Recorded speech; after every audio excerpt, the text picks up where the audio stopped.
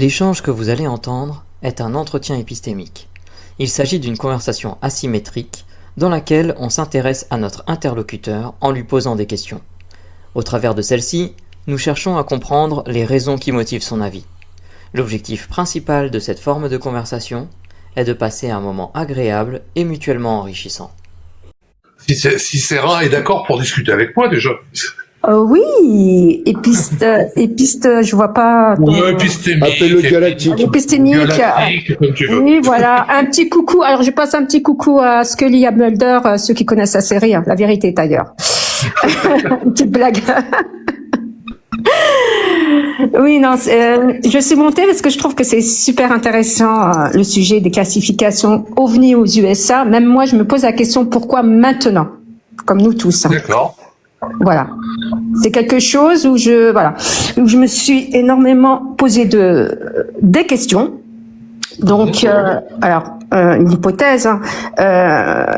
Je pense que je pense que l'État veut être, soi-disant, entre parenthèses, transparent.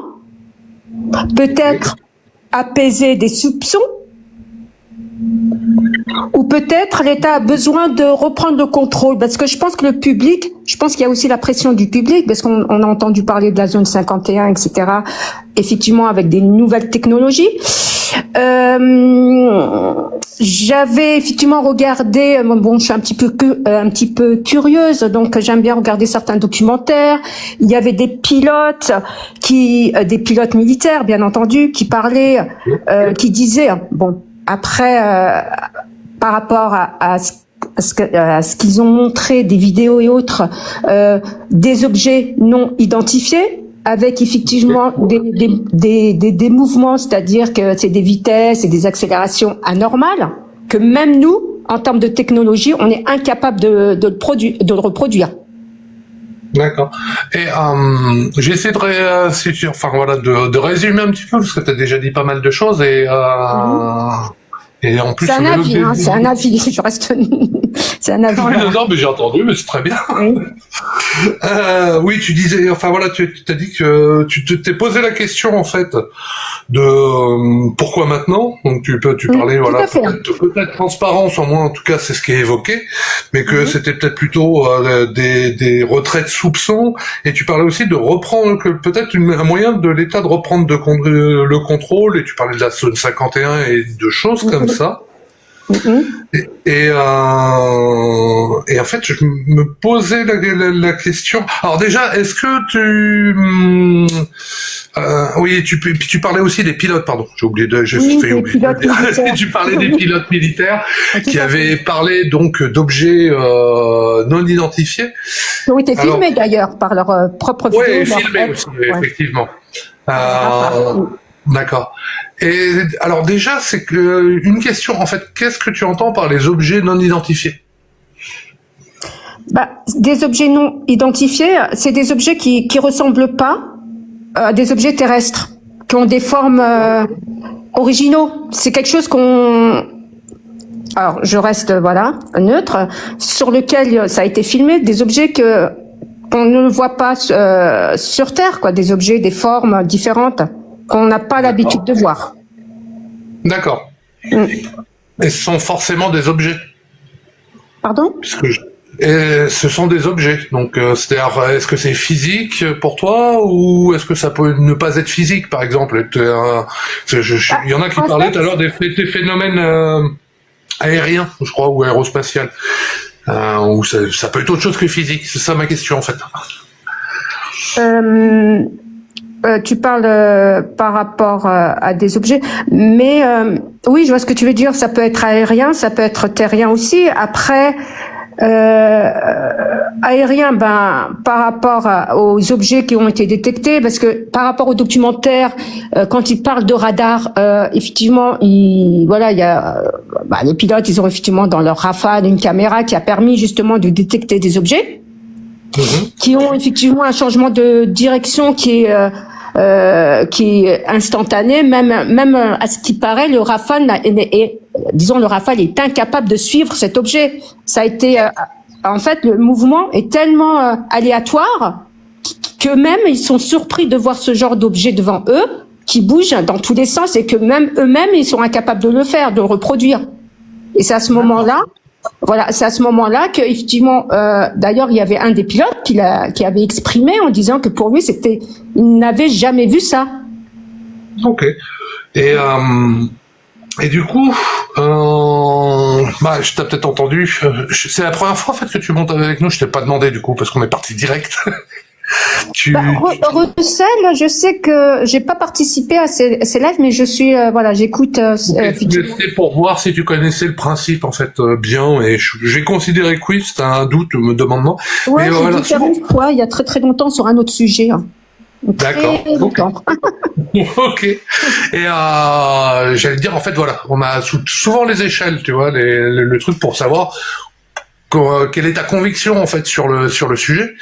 Et donc là, pareil, tu disais voilà, il y a des trucs qui sont vraiment dans ce qui a été déclassifié, des choses qu'on ne peut pas avoir, des objets et voilà terrestres ou aériens. Et du coup, à combien estimes-tu, à combien crois-tu en fait que les extraterrestres sont sur la Terre simplement en fonction de ça ou d'autres choses. C'est-à-dire que 0%, c'est impossible, les extraterrestres seront jamais sur la Terre. 100%, il y a aucun doute, ils sont sur la Terre. Et puis après, tu vois, modulé 50%, je sais pas trop, j'hésite. Voilà. Toi, tu te situerais où sur une échelle comme ça? C'est une très bonne question. Alors. Avec humilité, souvent, je me pose la question en disant que il y a l'être humain, l'être de la Terre, et l'extraterrestre en dehors, effectivement, qui est en dehors de la Terre. Je me suis toujours posé la question par rapport aux technologies que nous avons, d'accord, par rapport à des avancées, par rapport à ce qui a été mis en place. Je me suis même posé la question. Donc c'est juste une hypothèse. Attention, moi je lis pas les commentaires, je m'en tape. Excusez-moi. Tu as bien raison, là. Voilà. Alors je me dis, est-ce que on a effectivement des êtres dotés d'une intelligence qui sont parmi nous, d'accord, et qui travaillent avec nous, justement à développer des technologies, d'accord, parce qu'il faut savoir que nous-mêmes. Pardon, je te coupe, mais ma question était juste d'évaluer combien les extraterrestres sont là. Après, on pourra aller peut-être sur est-ce qu'ils travaillent avec nous ou pas en fonction. Alors, j'arrondis à 8. C'est très fort. 8 sur 10. D'accord, oui, c'est une conviction, c'est assez fort, sans être absolu du tout, donc c'est bien, c'est raisonnable quelque part. Et qu'est-ce qui en fait motive le fait que tu sois à 8, vraiment si tu dois me sortir un élément, un seul, quel est le truc que tu te dis, ouais mais ça m'oriente quand même vers le fait qu'il soit là, et le plus important pour toi?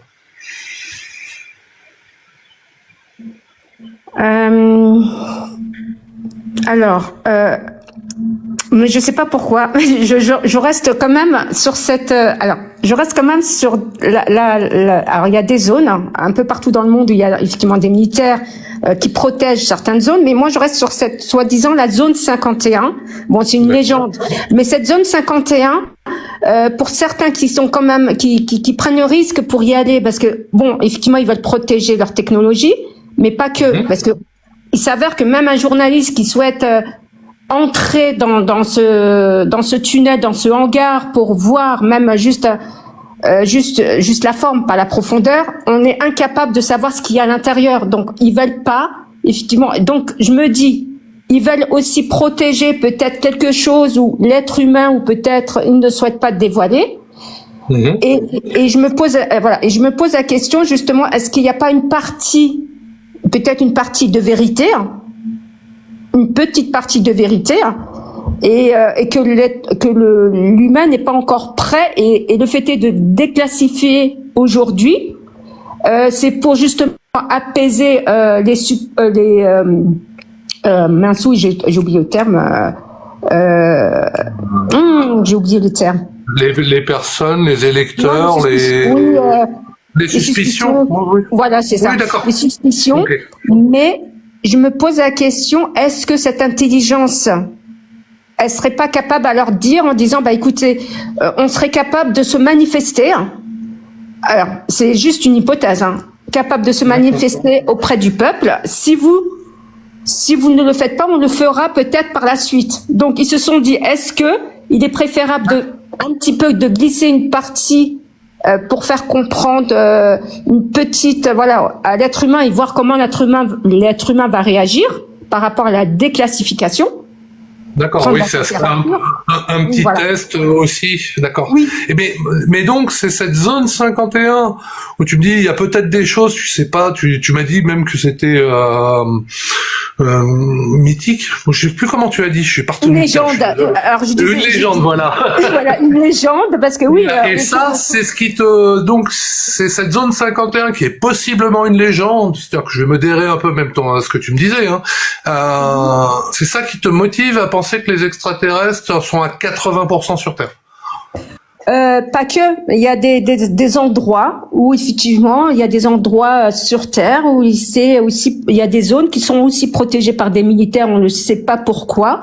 Mais voilà, c'est la même chose un petit peu que la zone 51. Mais il y a eu effectivement des informations. Pardon? Pardon, excuse-moi, mais voilà, on ne sait pas pourquoi il y a des zones militaires et pourquoi elles sont protégées. J'ai peut-être mal compris. Alors c'est à moi que tu. Oui, moi je te dis, je regarde pas le chat, je discute que avec toi. D'accord. Alors. C'est pas ma propre vérité, hein. Par rapport à ce que je regarde par rapport, bon, ça reste encore, pour moi, je me pose plein de questions. Effectivement, il y a des zones, sur Terre où, effectivement, il y a des endroits où il y a effectivement, des militaires, qui se mettent au garde à vous. Il y a des endroits où des personnes n'ont pas accès parce que on ne sait pas ce qui se passe derrière cette petite zone, hein. Est-ce que c'est un phénomène nouveau, par exemple? Est-ce qu'au 18e ou au 19e siècle, où je crois pas qu'on parlait d'extraterrestres, je me trompe peut-être, y avait-il des zones militaires où seuls les militaires ont le droit de rentrer? Ça, je saurais pas te le dire, mais d'ailleurs, après, bon, on sait très bien qu'il y a des personnes à partir de certains endroits où effectivement tu as des schémas. Bon, ils le disent, il y a des endroits où il y a il y a peut-être des formes ou des schémas ou des dessins qui fait croire qu'effectivement que c'est pas l'être humain qui a effectivement qui a mis ça en place, comme Machu Picchu. Ok, oui, non, désolé. Oui, d'accord, tu me parles d'autre chose. Alors, oui, voilà, il y a des endroits. Et juste avant, en fait, pour comprendre, parce que tu sais, je t'ai demandé quel était ton meilleur argument, enfin, ce qui te convainquait le plus. C'est la zone, alors, je mettrai en la zone 51, oui, voilà. Alors, je vais te poser une question. On va imaginer, on imagine juste, en fait, qu'il y a des personnes qui sont là, qui disent, bah non, mais la zone 51, c'est une zone où effectivement on a nos avions militaires et tout, et on veut pas que les ennemis puissent les copier, et donc c'est pour ça que c'est fermé, et il y a toutes les preuves, et ces preuves, je sais pas par quel biais, mais ça te convainc, voilà. T'es convaincu que parce que t'as tous les éléments pour toi. Je sais pas ce que c'est, hein, mais voilà. Imaginons, et là t'es sûr.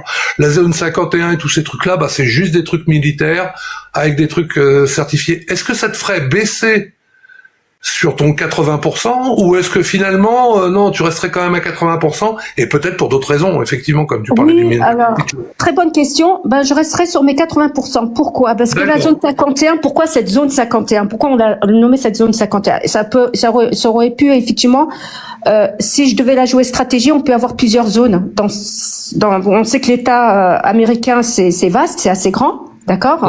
Pourquoi cette zone-là? Donc on peut avoir effectivement d'autres lieux, d'autres sites, mais on reste quand même focalisé sur cet endroit de cette zone. Pourquoi cette zone? On aurait pu effectivement, les militaires, bon, si l'État dit effectivement on n'a pas uniquement la zone 51, on a d'autres zones où on développe notre technologie et autres, mais ça reste quand même dans cette zone-là. D'accord. Voilà, ça c'est une façon de j'essaie de oui, non, j'essaie de comprendre, quoi. Tu vois, je peux me dire que c'est le but, hein.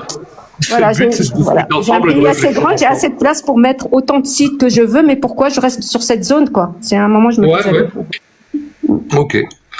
Et tu me disais, voilà, tu avais peut-être d'autres raisons, en fait, pour ton 80%. Tu parlais tu m'as parlé de Machu Picchu, je crois. Mais après, t'as peut-être d'autres. Machu Picchu, et puis effectivement, il y a des zones, oui, voilà, que, même des archéologues, qui ont fait des recherches et autres, et qui, ils mettent une hypothèse, mais ils savent très bien que l'être humain souvent est incapable de faire des choses où il y a même pour eux, il y a des dessins, ils savent même pas à quoi représente. C'est des hypothèses, mais ils savent pas. Ils aimeraient bien, mais ils veulent donner un sens à quelque chose parce que c'est même en survolant et en voyant ce fameux aigle, ce symbole, ils se disent mais vous imaginez à l'époque l'être humain, excusez-moi, il n'y avait pas d'avion, il n'y avait pas d'hélicoptère, c'est des païens. Excusez-moi, les païens, à moins qu'ils ont quelque chose, peut-être une navette à cette époque, mais bon, c'est juste, d'accord. Voilà. Et quand on voit les dessins, c'est vrai que c'est un moment, on se pose des questions. Ok. Et est-ce que tu vois une façon, sans avoir de technologie, par exemple, il y a plein de choses comme ça. Là, je suis en train de réfléchir en même temps. Tu vois, par exemple, la Terre est ronde, on n'avait pas de station, on n'avait pas de navette, on n'avait rien du tout, et les scientifiques d'époque, il y a 2500 ans au moins, peut-être même plus, savaient que la Terre était ronde, alors qu'ils n'avaient pas moyen de le voir. Mais ils pouvaient le déduire autrement. Et est-ce qu'on pourrait imaginer une façon de dessiner cet aigle sans avoir besoin d'aller dans l'espace? Ou d'aller haut, en tout cas. Voilà, pas forcément l'espace. Mais tu m'as compris. Oui. Difficilement. Je vois ce que tu veux dire. Difficilement. Comment on pourrait le faire à moins que la personne, excuse-moi, elle ait une échelle qui fait la hauteur d'une tour Eiffel. Non, mais là, elle le voit pas. Hein. C'est pour ça que je te donnais l'exemple de la Terre. Oui, mais je pense là, elle le voit pas, mais elle fait quand même un dessin. Est-ce que ce dessin a été communiqué? Oui, je vois ce que. Alors, oui, c'est une très bonne question. Est-ce que c'est un dessin qui est imaginaire ou alors c'est une chance sur je sais pas combien, elle a réussi à faire un schéma, voilà. Ou est-ce que effectivement il y a quelque chose qui a communiqué, ou il y a quelque chose qui a fait que ce dessin devait être créé peut-être à partir de. Voilà. Tu veux dire que une entité, par exemple, aurait envoyé une information pour que la personne fasse ce dessin sur Terre? Est-ce que j'ai mal compris? Ou communiquer, oui, ou moi j'essaie de comprendre ce que tu m'as dit, j'ai peut-être pas bien compris. Alors, il y a deux phases. Soit effectivement la personne elle reçoit une information et elle le fait, mais bon, il faut, tu vois, je pense pas que c'est une personne, donc c'est peut-être un peuple, d'accord, on va y mettre tout le monde. Ou soit c'est une intelligence venue d'ailleurs qui a fait qui a essayé d'orienter le peuple pour créer ce fameux schéma, mettre en place ce fameux schéma. D'accord. Ok. Écoute, je te remercie beaucoup. J'aurais bien aimé continuer à discuter. Malheureusement, je vais me faire taper dessus parce qu'on a largement dépassé les 15 minutes. J'en disais juste au début que j'ai du mal. Eh ben oui, mais moi pareil, quoi. Moi, ça passe toujours trop vite. Ah, mais c'est super intéressant en plus. Ce sera pour la prochaine. Bah ouais, ça sera pour la prochaine, ou après on pourra discuter peut-être à une autre occasion, mais ouais.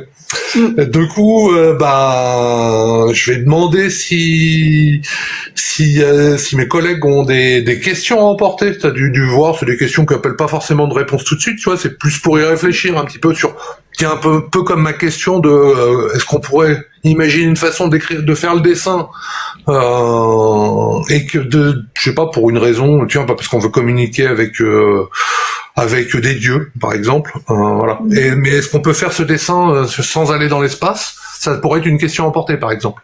Mais là, je vais poser la question à mes collègues s'ils ont une question pour toi. Alors, Mélanie, toujours en premier.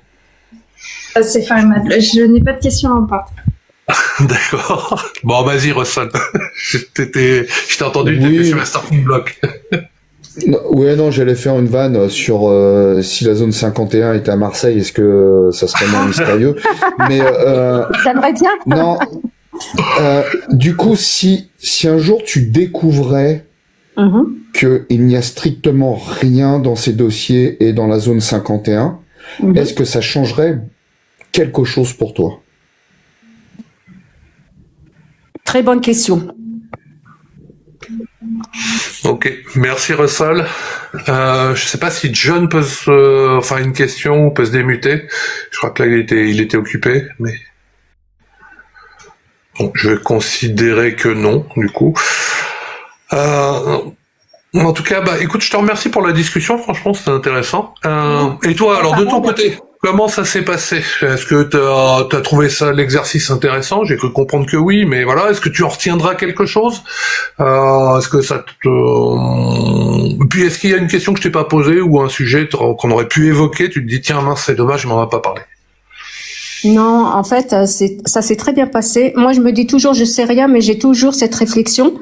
J'essaie toujours, je suis curieuse, j'essaie toujours de comprendre en fait, de comprendre en fait tout ce qui se passe, les informations que j'assimile, j'essaie de décortiquer, d'analyser, etc., etc.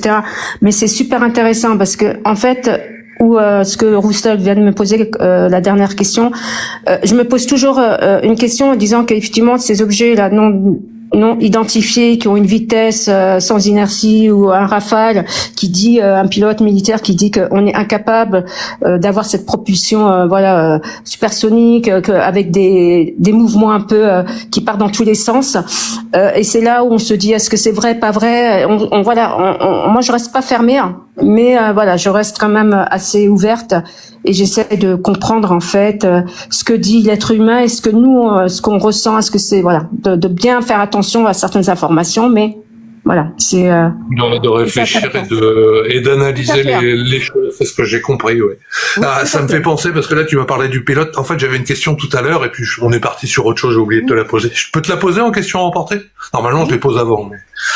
En gros, tu disais, oui, il y a des rafales, qui ont vu des choses ou du matériel américain, peu importe, on s'en fiche.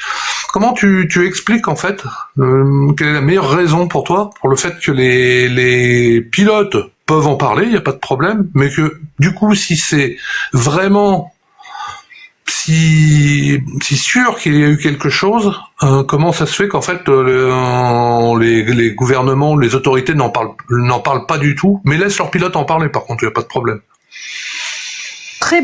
C'est super intéressant ce que tu dis.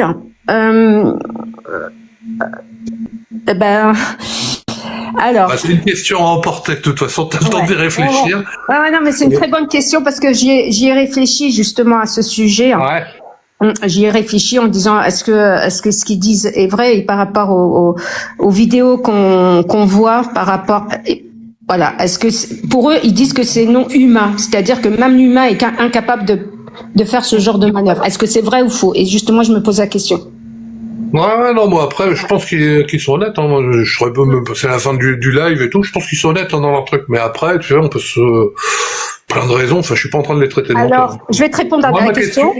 Je vais te répondre en les observant, en regardant leur mimique et en regardant effectivement comment ils se comportent. On sent qu'en fait, on sent qu'ils sont, ils disent la vérité, mais que d'un autre côté.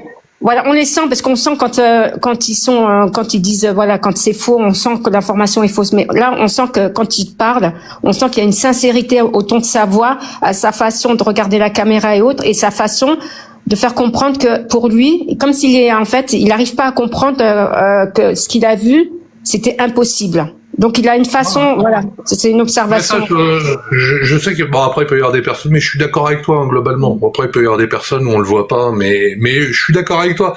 Mais après c'est peut-être plus sur l'interprétation. On est sorti de l'entretien, je te dis. C'est peut-être sur leur interprétation. C'est une impression, moi mais je pense qu'ils sont convaincus. Mais après peut-être ils peuvent se tromper. Je sais pas. Hein. Je suis en train de rien affirmer, parce que j'en sais rien. Mais en tout cas, je te remercie. Je te remercie beaucoup pour la discussion. C'était super agréable. Ouais. Et puis j'espère que tu reviendras nous voir. On change de sujet tout le temps, de toute façon. Oui, avec plaisir. Voilà. Et si jamais tu souhaites que ton entretien ne soit pas sur la chaîne YouTube, comme toutes les personnes qui sont passées aujourd'hui, n'hésitez pas à nous le dire. Et petit aparté pour Opium, non, Opium, il y a rien de méchant quand Galactique dit non, t'occupe pas du chat, on s'en fout. C'est important pour nous que les personnes puissent avoir toute notre attention et inversement, qu'elles puissent être concentrées, elles, sur sa discussion. Et je suis le premier à râler quand les copains-copines de l'équipe lisent les commentaires, parce que c'est pas cool. Il faut que les personnes soient vraiment concentrées. Voilà. Donc ce n'est pas parce qu'on ne veut pas lire tes trucs. Voilà. Ah oui, non, mais alors, c'est pas, enfin, si, je vais dire, je ne veux lire aucun commentaire pendant l'entretien. Donc, j'en ai vu aucun. Donc, j'ai pas répondu à un commentaire ou n'importe, c'est juste, je les lis pas. Parce qu'effectivement, je me concentre. Enfin, voilà. Je suis peut-être un peu trop limité, mais je préfère me focaliser, en fait, avec la personne avec qui je discute. C'est plus intéressant que d'être à droite et à gauche pour moi. Mais voilà, c'est tout. Et oui, il y avait rien. Il y avait juste, je les lis pas. Alors, pour YouTube, ça me pose pas de problème. Merci à tous. Et moi, en fait, les commentaires, peu importe, je prends beaucoup de hauteur. Donc, ça me... Ouais, mais ouais, je sais pas ce qu'il y avait, mais bon, de toute façon. Ah non, mais je prête pas attention. C'est surtout que ça distrait. Alors, moi, c'est ça qui, en fait, j'étais concentré à tes questions et puis j'étais concentré par rapport à ce que je voulais faire passer comme message par rapport à mon avis. Hein. Ouais, bah écoute, je te remercie. Et oui, sur la chaîne YouTube, je vais en profiter pour faire un petit peu de pub, parce que c'est vrai que souvent on remet les entretiens dessus. Généralement, on a en ce moment plutôt une semaine ou deux il y a un petit battement, parce que ça permet à la personne finalement de changer d'avis. Parce que tu vois, tu dis oui, moi il n'y a pas de problème, mais tu peux te dire non, mais finalement pas. Et donc il y a la chaîne là qui est dans le chat, et du coup, et même une fois, c'est arrivé la semaine dernière, quelqu'un qui a dit OK, et puis finalement il s'est réécouté, il fait je suis pas satisfait, il nous a demandé de le retirer, on retire l'entretien, voilà. C'est juste ça, donc voilà. Mais si vous voulez réécouter les entretiens, en tout cas, vous avez la chaîne YouTube, bon, on est même pas 400, hein. C'est tout petit, mais voilà, live épistémique. Voilà. Bah écoute, je te remercie encore, et puis j'espère à bientôt. Ben, merci à tous et merci Roussel, merci Mel, John et puis moi-même. Un petit coucou à Mulder et à Scully et à l'homme à la cigarette. pour ceux qui connaissent. Donc voilà, la vérité est ailleurs. Je crois que c'est vraiment connu, mais ouais, ça me rappelle beaucoup de souvenirs. Voilà, on dit toujours la vérité est ailleurs, donc on sait pas. On sait pas, mais voilà. On dit parfois aussi que la vérité sort de la bouche des enfants, comme disait Michael oui, Jackson. c'est vrai. Bon, bref. Je te souhaite une bonne soirée. Merci. Merci à toi aussi. Au plaisir.